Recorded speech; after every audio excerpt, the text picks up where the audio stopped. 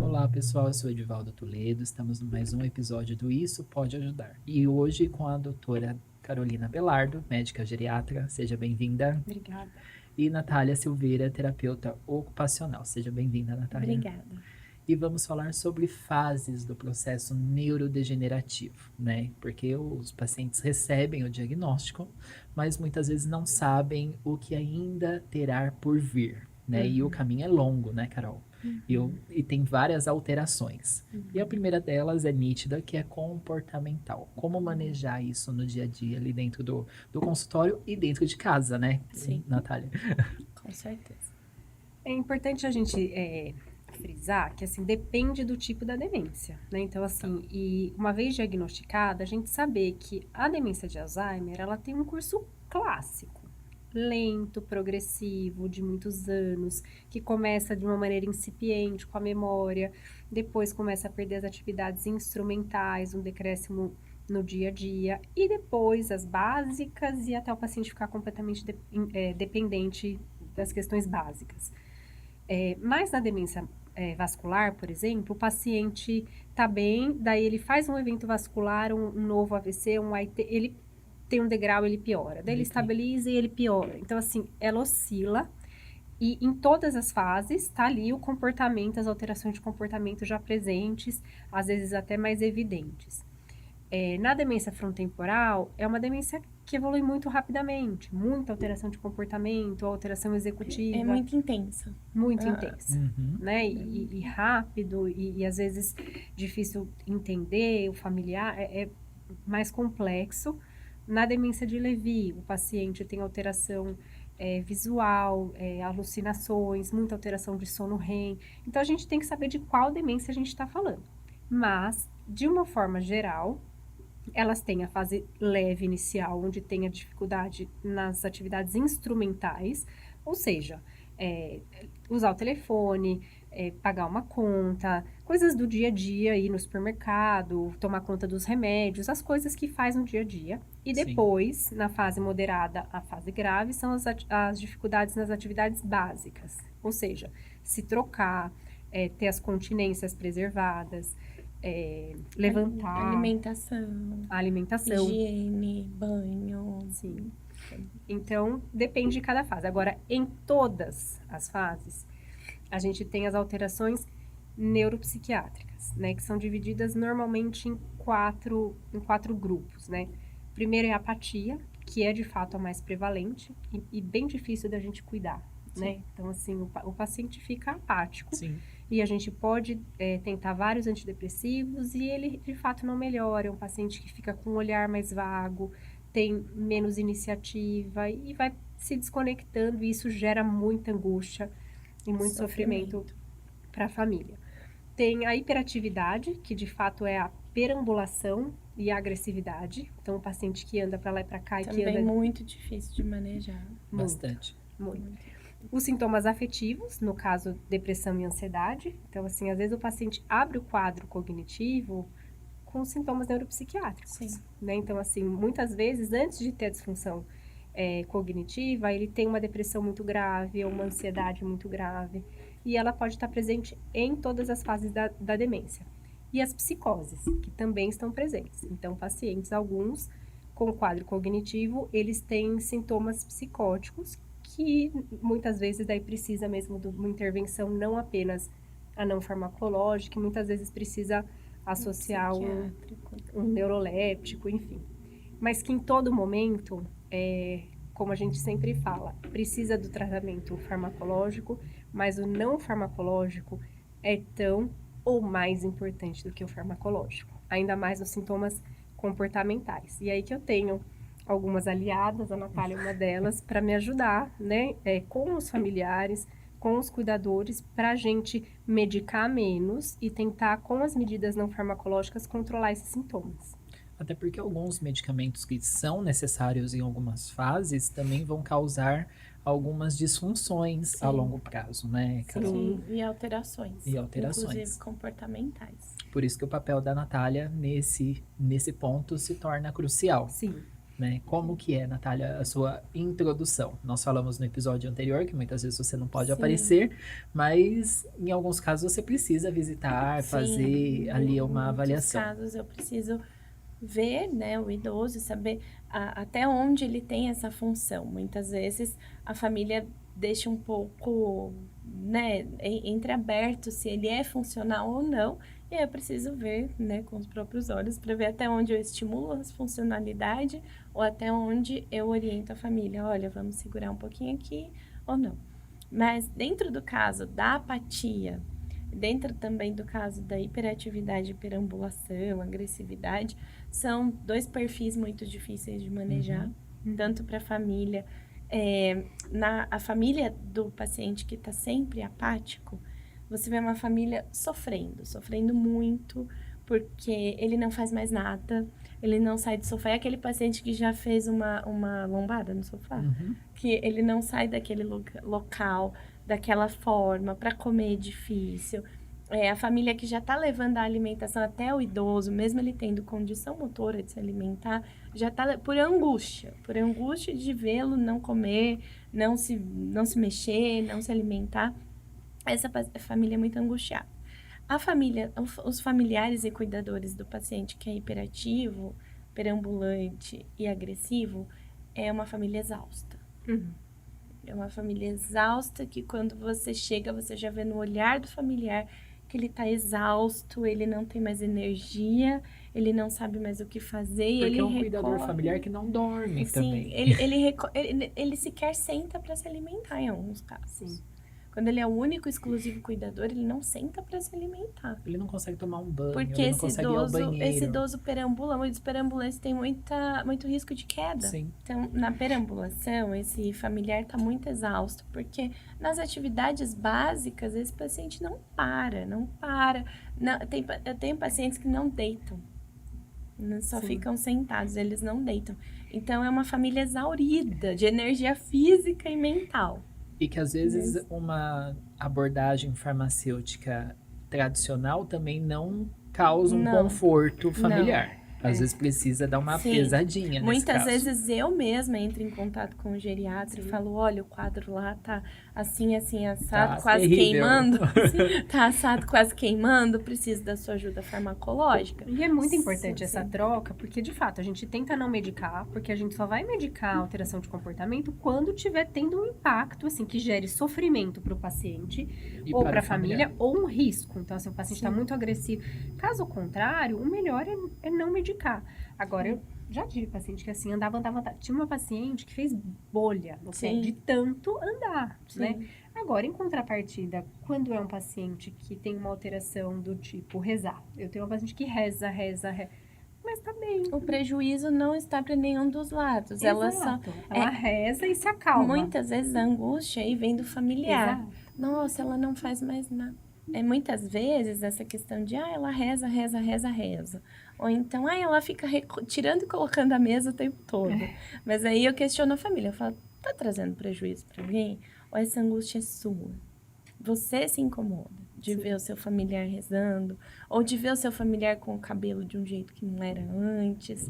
A sua esposa, o seu esposo de uma forma que você não via antes? Ou então uma preferência de roupa. De né? quem é o prejuízo? Sim. Que aí a gente começa a colocar as cartas na mesa e mostrar, olha, não tô trazendo sofrimento, não tô trazendo prejuízo. Agora, quando o paciente está muito agressivo ou está muito perambulante, ninguém consegue sentar, paciente emagrecido, cuidador emagrecido, tem um paciente que anda quilômetros e quilômetros e quilômetros e dali 2 horas está andando quilômetros e quilômetros de novo. Eles exaurem a família mesmo. Sim. É difícil o manejo. E para cada um tem um tipo de manejo, né? Sim. Um é um manejo de baixar um pouco a energia e o outro é um manejo de incentivar, trazer um pouco de energia. É claro que aí nós estamos falando de famílias já conscientes do quadro neurodegenerativo instalado. Mas tem alguns casos que até assustam. Carol, como conduzir paciente recém-diagnosticado que ainda é habilitado.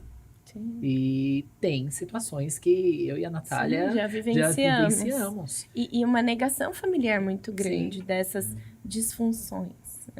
Eu tenho pacientes altamente escolarizados, que Com são poder aquisitivo professores alto. universitários com poder aquisitivo muito alto, que pode me dar uma aula, mas não consegue tomar um banho. Uhum. E mostrar para a família como que... E a família sequer entendeu ainda que não toma banho. Ah, ele toma banho certinho, ele vai lá no banheiro, ele fecha a porta, ele sai.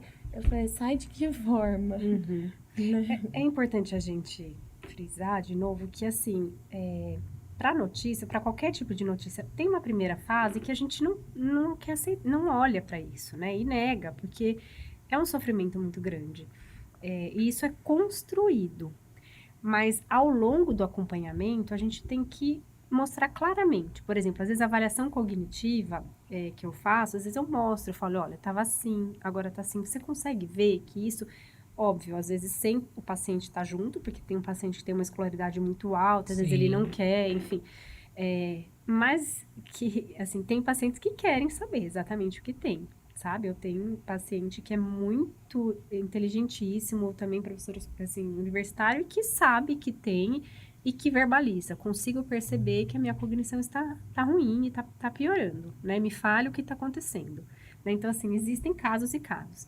Mas quando um familiar tem essa dificuldade, é muito importante a gente tentar explicando e dando exemplos e mostrando a imagem e mostrando, só que aos poucos, entende? Porque na primeira ele não vai Sim. aceitar, na segunda vai desconfiar, muitas vezes vai em outro colega médico que vai fazer a mesma Sim. avaliação, que vai dar o mesmo diagnóstico, depois vai num terceiro, do mesmo jeito que às vezes já veio para mim, que passou em 2 colegas e eu só vou corroborar com o que o outro E tá colega tudo falou. bem, é um movimento de cada E tá família. tudo bem. E tá tudo bem, né? Agora, Essa família, no caso, o manejo foi não retirar totalmente o carro. sim. Eu fui estabelecendo os locais onde ele podia dirigir, Uhum. né, onde esse paciente poderia dirigir, junto com o familiar, sempre junto com o familiar. Uhum. E aí nós fomos estabelecendo isso, porque estava difícil pro familiar e pro paciente Sim. abandonar a direção. O que a gente não pode é esquecer que um paciente que tem um declínio cognitivo instalado, ele não está colocando ele em risco isoladamente. Ele está se colocando em risco, apesar dele não reconhecer, mas ele está colocando outras pessoas em risco. E se eu sou a geriatra desse paciente, é minha responsabilidade, né? A orientação. Orientar e sentar com esse familiar e explicar.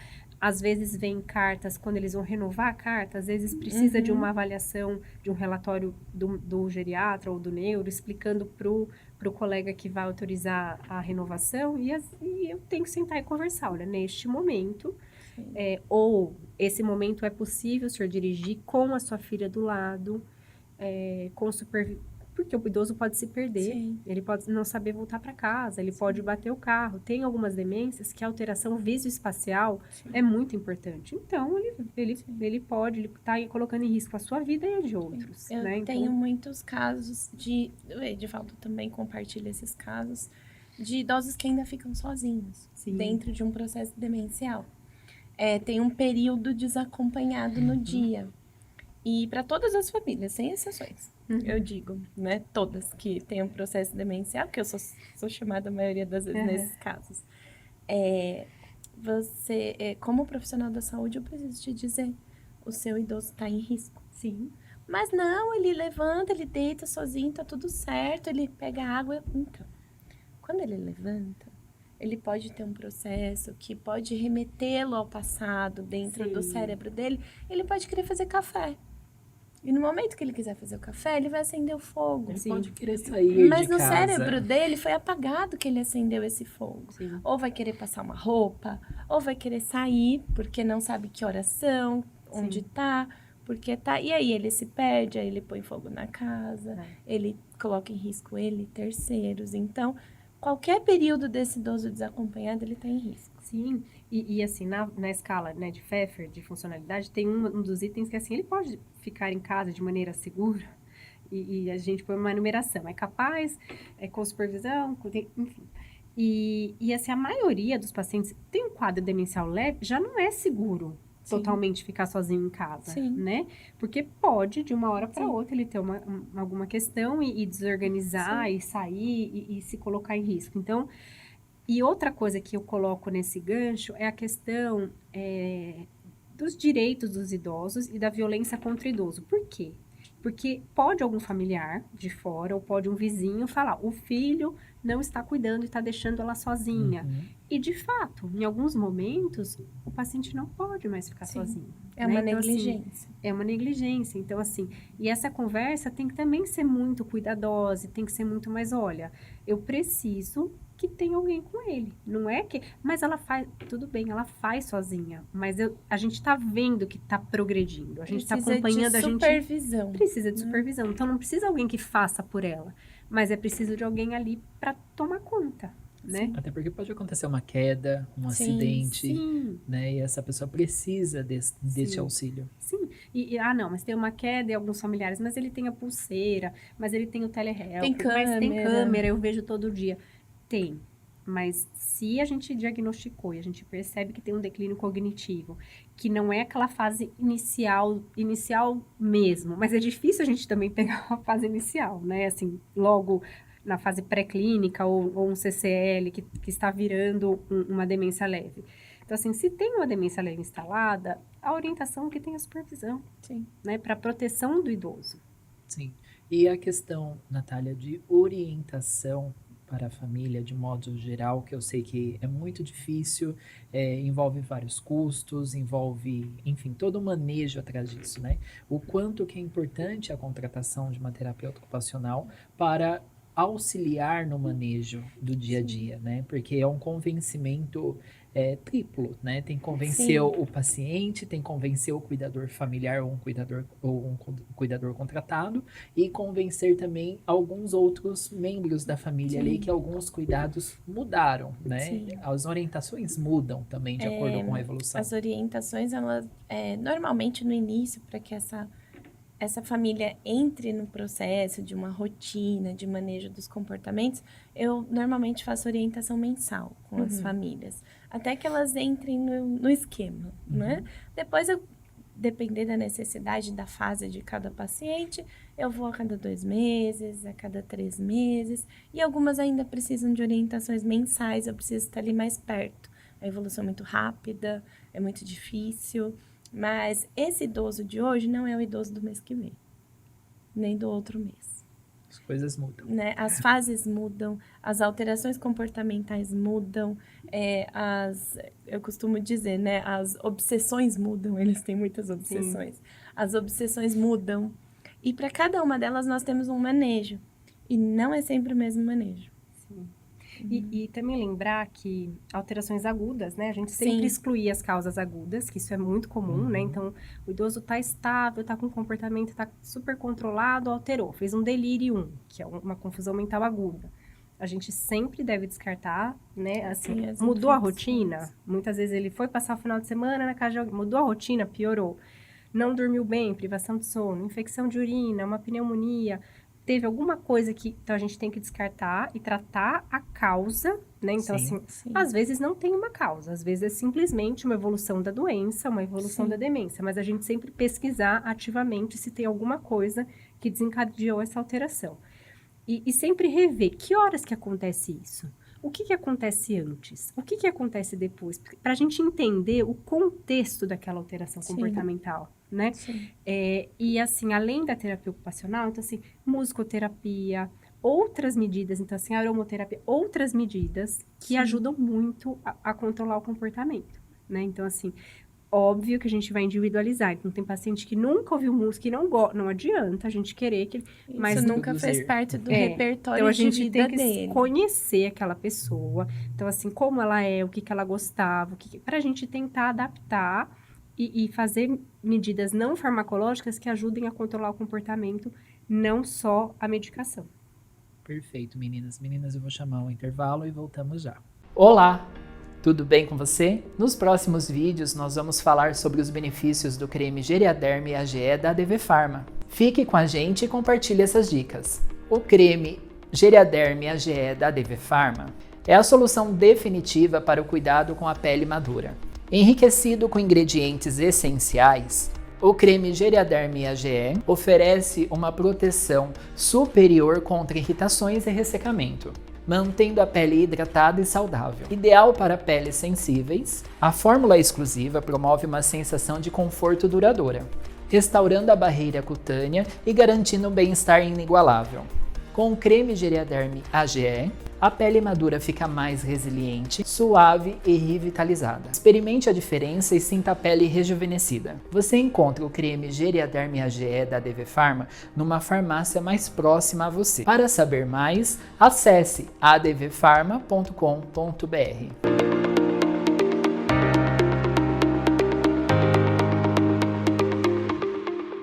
Pessoal, estamos de volta com a doutora Carolina Belardo, médica geriatra, e Natália Silveira, terapeuta ocupacional. Meninas, qual é a dica para o melhor manejo do comportamento do neurodegenerativo na assistência domiciliar?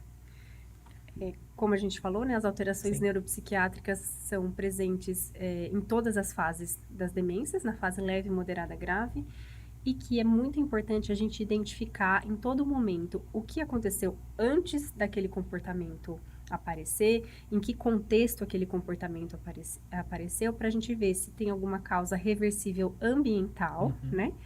E outra coisa, a gente descartar causas agudas sempre, né? Então, assim, infecção de urina, pneumonia, desidratação, constipação, que é outra coisa, dor. Então, assim, a gente pesquisar ativamente o que desencadeou aquilo, não simplesmente a gente medicar. Em alguns casos, a gente vai ter que medicar e depois a gente rever se precisa manter ou não aquela medicação. Sim. Natália? Linkando a importância de ter uma rotina com esse idoso, né? Mas ele não lembra o que ele vai fazer. Mas o cérebro tem uma percepção de cotidiano, tem uma percepção de rotina. O bebê não tem o cérebro totalmente desenvolvido e tem a percepção de rotina, né? Um cérebro que também está num processo de involução cognitiva também tem essa percepção. Então, ele consegue perceber, depois do almoço vem a higiene, consegue perceber. Depois disso, vem uma outra atividade. Então, essa segurança para esse paciente é essencial. Mas eu nunca posso sair da rotina? Pode, né? De forma programada, controlada. Né? Mas precisa ter essa previsibilidade das atividades cotidianas para o maior conforto do paciente e da família. Perfeito. Como fazemos para achar você, Natália? Meu contato tá aparecendo aqui. Sim. E tem meu Instagram pessoal, natalia.brolo. Carol, como fazemos para achá-la? Você faz atendimento domiciliar e consultório, né? Isso. Então, aqui embaixo também tem o telefone do consultório e do meu atendimento domiciliar. E meu Instagram pessoal é @caebelar. Perfeito. Meninas, muito obrigada por terem vindo, disposto o seu tempo para tentar trazer um pouquinho de consciência na sociedade. Muito obrigada. Obrigada, um prazer Todo compartilhar. nosso. E para você em casa que precisa de atendimento domiciliar, entre em contato conosco no WhatsApp 11 94007 5391 ou no meu Instagram @edivaldo.toledo. E até a próxima semana. Tchau, tchau.